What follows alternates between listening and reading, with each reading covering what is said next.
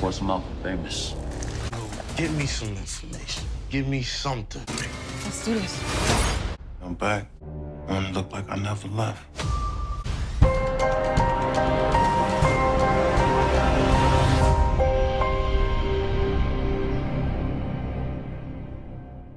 What's up, YouTube?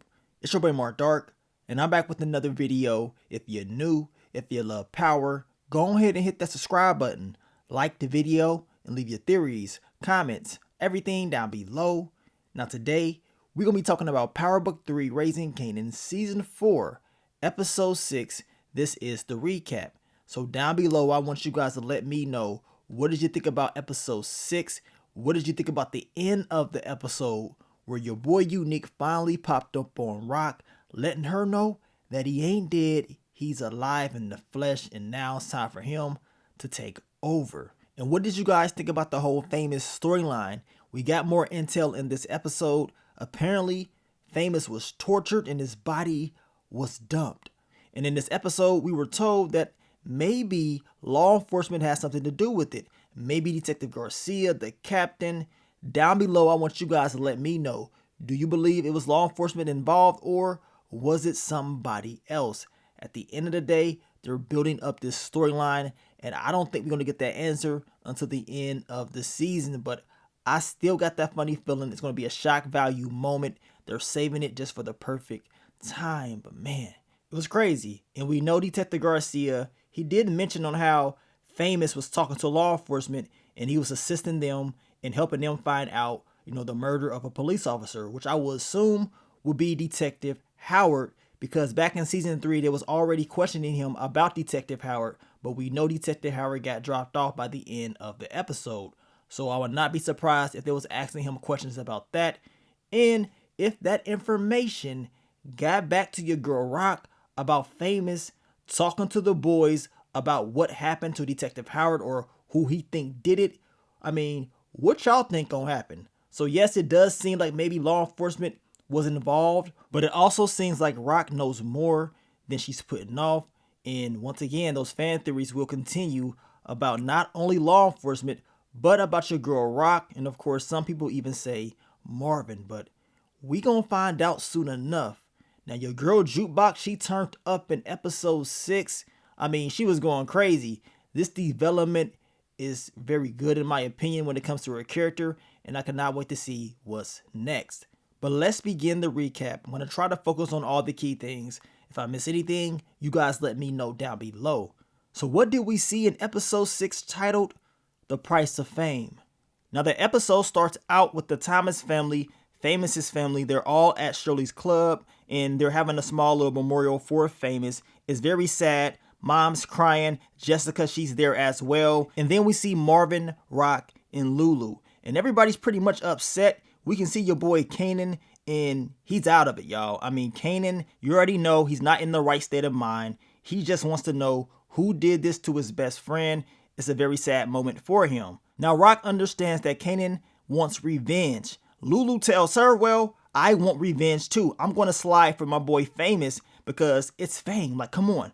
And Rock is trying to tell him, like, I don't know about that. Like, law enforcement, they're going to be watching Famous's friends and family, so it may not be the best move to do that. But y'all think Lulu going to listen to Rock? If he finds out who did this, best believe he going to slide as well. Now, we know Jessica is there, and Jukebox is asking Kanan, did Jessica say anything to him about what the police is talking about? Kanan tells her, nah. And even if the police told her anything, she's not going to tell, Kanan, because she knows what he will do. And he's pissed off, got Crystal up there shaking like, man, your boy Kanan, he is on one. And after they had that conversation, they zoom in on Shirley and Marvin. Now, Shirley is talking about this whole thing is a big tragedy and that you should keep your family, everybody real close to you. Marvin, he's like, well, yeah, keep them close enough, but far enough away so that they don't do the same dumb thing that you did. So once again, we're getting that fan theory question, because in this scene, they're giving us information, making us believe that maybe Marvin has something to do with this. And this topic of discussion is big right now because of that promo trailer, which the majority of the Power fans are believing in that promo trailer. It definitely seems like that could be your boy Marvin. But in due time, we're going to find out if that was Marvin or not, and if that was Famous in that promo trailer as well. But we know Rock, she goes to Kanan, and she's pretty much telling him, don't do anything stupid. She wants him to cool down, telling him that Famous will not want you out here doing nothing like this. She already knows what time it is, right? Kanan gets up and walks away.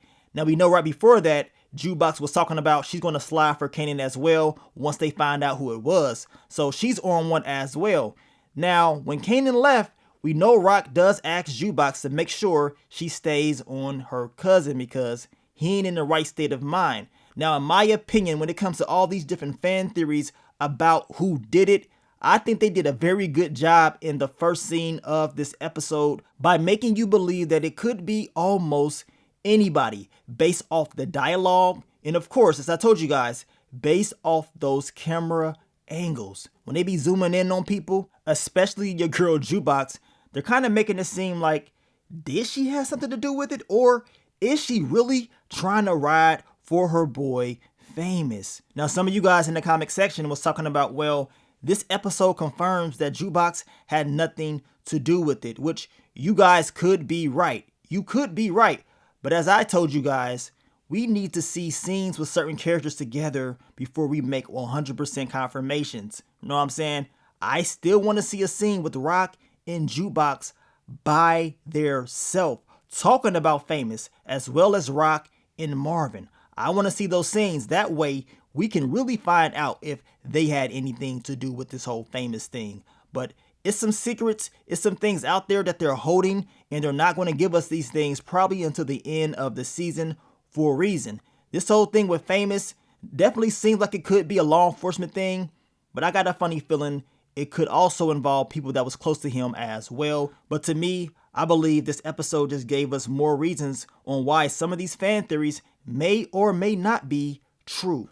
Now, Unique pops up on Phil Russo, and he's telling him that he needs money and muscle. You know what I'm saying? He is ready to start this whole takeover. Phil Russo wants to know how he's going to be getting a cut. Unique tells him he's going to give him a cut off the money that he makes, and that Rock is running out of product anyway. So forget the planning stuff. He's already out there doing, making things shake, and Rock is shook.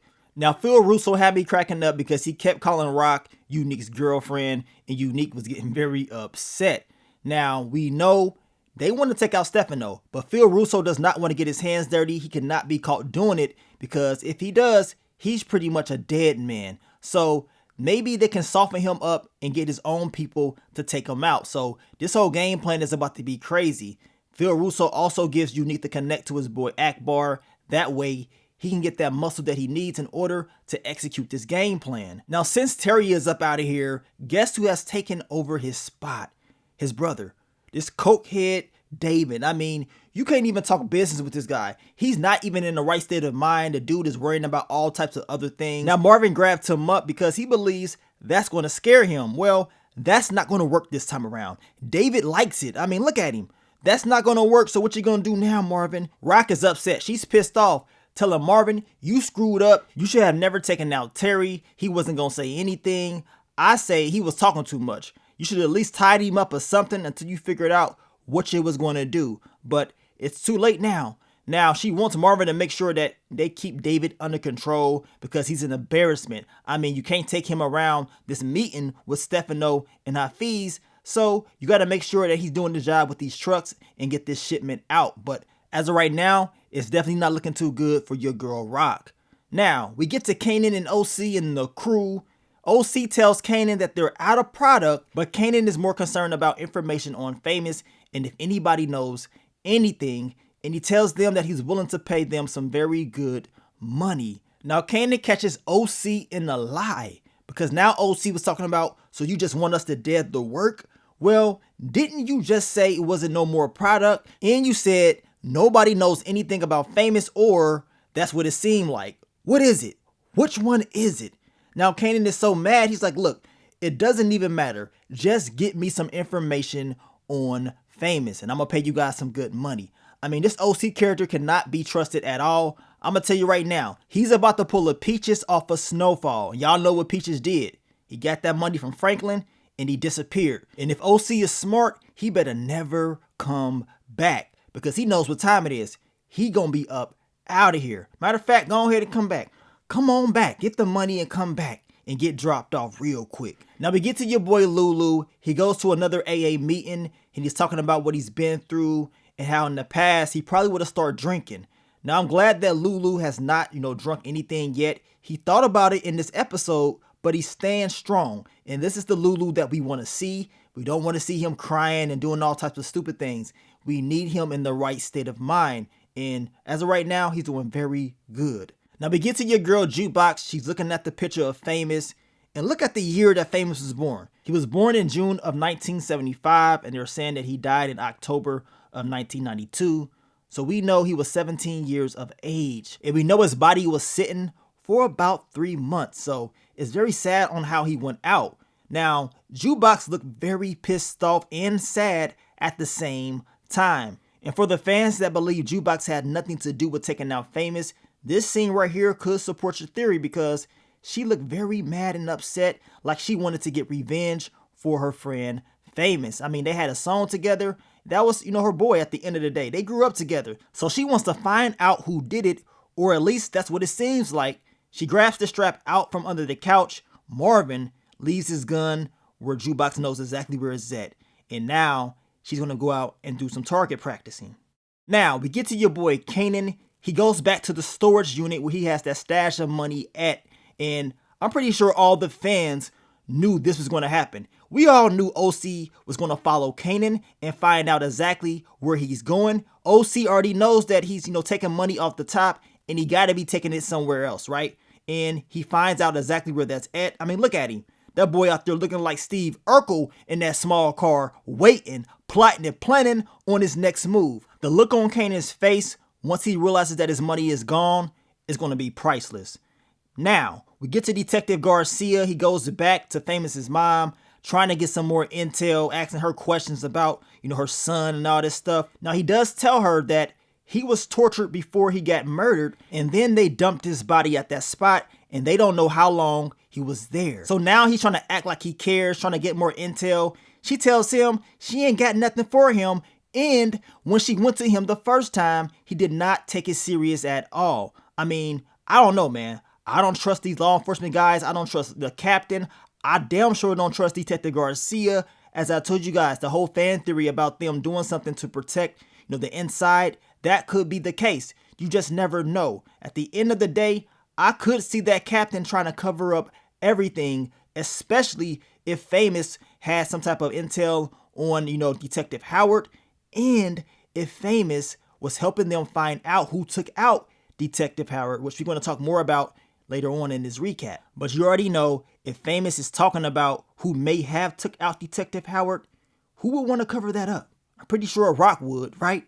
Now, we get to Grandma Thomas, and this time, she's trying to get Lulu to do what Marvin wouldn't do. I mean, she crazy as hell. You know what I'm saying? It's the reason why Rock is the way that she is. Lulu and Marvin. Now, she's telling Lulu he ain't got to be afraid of doing it or whatever. It won't hurt her. Lulu tells her he's not worried about what he's going to do to her. He is scared of what he's going to do to him. Y'all know this is going to make Lulu relapse. Ain't no way in the hell Lulu needs to be doing this. I mean, next up, I guess it's your girl Rock. We gonna see if Grandma Thomas is gonna ask her. That is, if Grandma Thomas don't pass away before Rock actually makes a visit.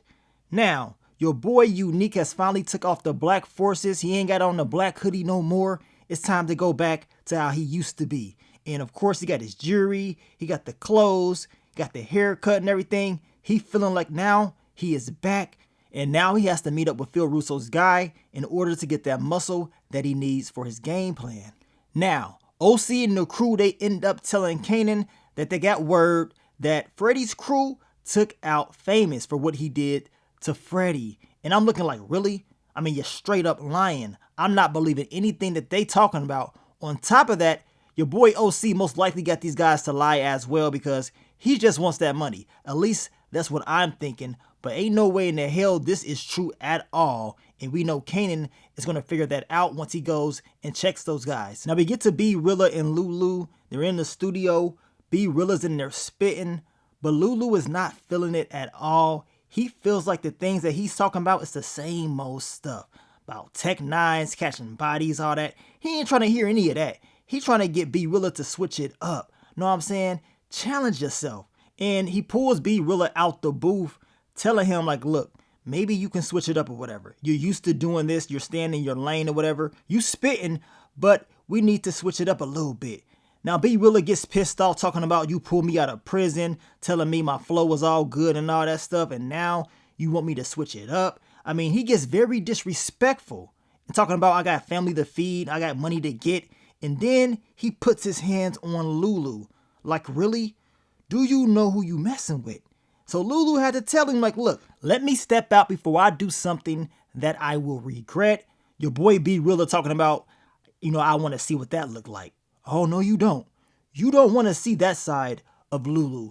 And I'm going to tell you right now, before the season ends, B Rilla most likely is going to see that side of Lulu. He going to end up like Crown Camacho, dropped off real quick. Now we get to Rock, Stefano, and Hafiz. They're talking business. We know Hafiz wanted to meet up with Rock's business partners. Luckily, David and his coked out self was not there.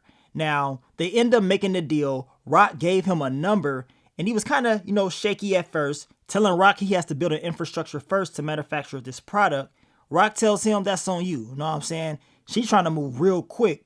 Now, he ends up agreeing on her terms, and things are seeming like they're on the up and up for this particular storyline, but we already know what time it is.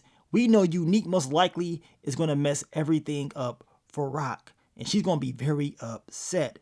Now, we get to Kanan. He goes and he finds Freddy's crew. He sees Killer Keith, but Keith, he got that strap on him. This time, he ain't going without a fight. At least that's what it seems like. Plus, he got his boys with him. So this is not going to be as easy as Kanan thought. So, of course, he's going to have to recruit his cousin, Jukebox. Meanwhile, Jukebox, she's having some great target practice. And look at her. She is looking happy as hell. This is the life that she wants to live. She cannot wait to catch another body from the looks of it. Now, Marvin goes to visit his mom's, but I think he was just showing up to see how she was doing without her knowing that he was there. And the nurse did tell him that she's awake and she's in a very tough mood. But for some reason, I think this is it. I don't think Marvin is going to see his moms again, or at least see her alive. You guys let me know down below what you think is going to happen. Now, Rock makes a visit to Kanan's spot. Crystal was there, and once again, they have another conversation. She is telling Crystal to let Kanan know that she has some good news for him. And she wants Crystal to be looking out for Kanan. Make sure he ain't out there doing anything stupid. But of course, Crystal tells her Kanan does what he wants to do. Now, later on in the episode, Kanan does come back and Crystal lets him know that Rock came to see him. And that they're pretty much afraid that Kanan is going to go out there and do something stupid because of what happened to Famous. Which probably is going to happen. You know what I'm saying? He going to get revenge somehow, some way. But Kanan is not really trying to talk about it at all. He just wants to go to sleep. A Unique meets up with Akbar, and the whole game plan is to meet up with him in order to get that muscle, to get these soldiers. He needs all the help that he can get. And this is one of the final pieces of his game plan to finally take over. So of course, it works out for him. Akbar is all aboard, telling him that his soldiers don't get shook, so he should be good. So we're going to see how this whole game plan is going to play out for your boy Unique. But as of right now, he's making some very powerful moves, and Rock does not know anything about it. Now, Marvin confronts Jukebox about taking his gun. He wants to know what the hell is she doing. Of course, Jukebox telling him, look, she was just doing some target practice. It calms her down. It was one of the things that she was very good at when she was in the army. And Marvin, he's kind of confused, like, man, so what's going on in your head? Is it, dropping off Aaron? Is it Famous's death? What's going on? Jukebox tells him it's pretty much a combination of everything. Coming back home, all the stuff that's been going on. I mean, she's all in her head, and of course, she's very stressed out. But Marvin, he does not want Jukebox making the same mistakes that he made, because he knows when you're out here catching bodies, that's going to get to you. You will be all up in your head. Jukebox tells him, well, is that what you're going through? He tells her, it ain't about me, it's about you. She tells him, well, I am you. And this is one of the quotes that we've heard time and time again throughout the Power Universe. We know Tariq, he told Ghost, I am you. So they're giving us this parallel once again between, parent and child. Jukebox and Marvin, just like she said, they're more alike than he thinks. Now, Marvin just wants Jukebox not to do anything that he's out there doing, because if she is, he understands that's bad. But he does tell her if his man's got put down the way that Famous got put down, he will be painting the whole city red. So you already know Marvin will turn up, right? So Jukebox, she's listening to this, and all that's doing, in my opinion, is motivating her to go out there and turn up. I mean, you can just see it in her eyes. Now, Marvin does ask to get his gun back, but we know later on in the episode, Jukebox goes right back to that couch and gets the gun once again. I mean, why in the hell will Marvin put the gun right back in the same place? I mean, I just don't get it. Now, Lulu and Jess, they end up talking. Of course, they're talking about Famous. They're so sad about what happened to him, and they're going through so much. But guess what? They decide to hook up. Your boy Lulu claps those cheeks once again, and it's been a long time coming, right? But I'm going to tell you right now, Jessica definitely left that necklace on purpose because she knew Lulu would bring it back to her. But we know Imani was kind of upset later on in the episode. Now we get back to the Golden Pavilion. Erwin is going to open it back up, but he is, quite concerned about doing business with Rock. He's not going to try to get out of this, business partnership, but still, he's concerned about his family, and Rock tells him everything's going to be good. He ain't got nothing to worry about, and he going to make a lot of money. But I'm going to tell you right now, don't be surprised if he gets dropped off or somebody else in his family gets dropped off. It will be more bodies. That's what I do know. Now we get to Marvin and Early Tyler, and Early Tyler is very upset because after everybody gets their cut, the Italians, Marvin, he don't really got nothing left. And he's like, man, I don't know if, this even makes sense to even do. Marvin does not give a damn. He's like, look, you do your job and that's it. He ain't really caring about Early Tyler not getting paid enough. I think this is going to backfire. You do not want to screw over Early Tyler, because I'm going to tell you right now, Early Tyler may mess around and go to Unique, and then they may plot and plan on Stefano, especially if he ain't getting paid like that. So we're going to see how this is all going to unfold, but we all know this particular storyline is not going to end well for your boy Marvin. Now, we get to your girl Imani, and she is very upset that Lulu was kicking it with Jessica. Jessica left her necklace there, and now Imani wants to storm off. Like, really? You not his girlfriend. I mean, the last time I checked, he was just clapping your cheeks. That was it. I don't know why you think y'all together, like y'all in a relationship, like he proposed or something. Like, really? He's single. He can go out there and mingle. Get over it. Now we get introduced to B Rilla's baby's moms. We see his baby as well, and he's struggling. She wants more money and ain't enough. Know what I'm saying? And when they showed us this, I already knew what time it was. I knew the fan theory would come true that B Rilla would have to plot and plan and rob Gelfin. And he went to one of his boys, letting him know that this is going to be an easy job. You know what I'm saying? And that this dude is pretty much stupid, talking about Gelfin. Well, we gonna see. At the end of the day, when this happens, I'm gonna guarantee this. Somebody ain't making it. It's whether B Rilla, his boy, or hell, even Gelfin. Somebody getting dropped off. And when it's all said and done, I'm pretty sure Lulu will be very upset, which is going to bring out the old side of Lulu, something that B Rilla don't want to see. Now, Kanan goes and picks up Jukebox, letting her know it's time to ride. She goes back, gets that gun from under the couch, and then they go and they pull up on Freddy's crew. Now, this scene was my favorite scene of the entire episode. I mean, your girl Jukebox, she was on one. Keith up here having flashbacks from season 2 when Kanan pulled up on him and he beat down Freddy. So he already know this ain't gonna end well. And when Jukebox walked up on him and fired off that shot, I ain't gonna lie, I thought it was a headshot, but no, she was just testing one out, letting them know she wasn't playing around. She told them, look, we know y'all dropped off Famous. Y'all was mad because y'all thought, you know what I'm saying, he took out Freddy.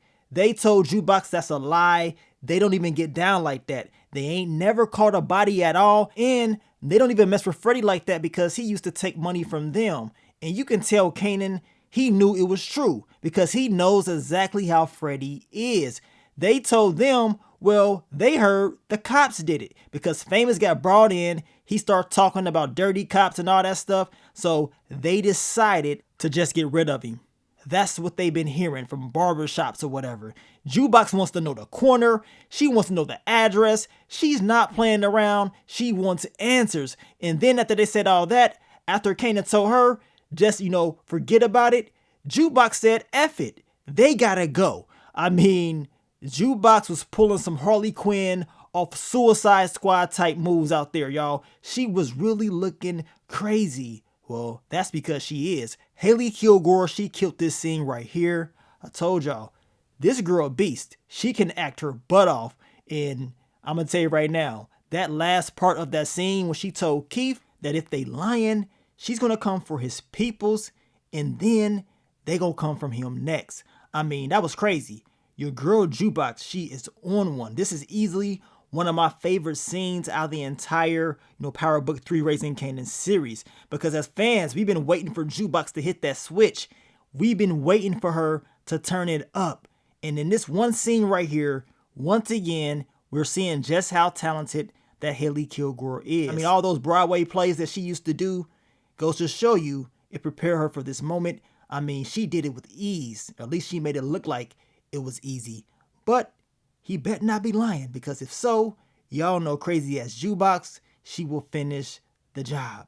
But she had everybody shook. She had Kanan shook. He was like, man, she crazy as hell.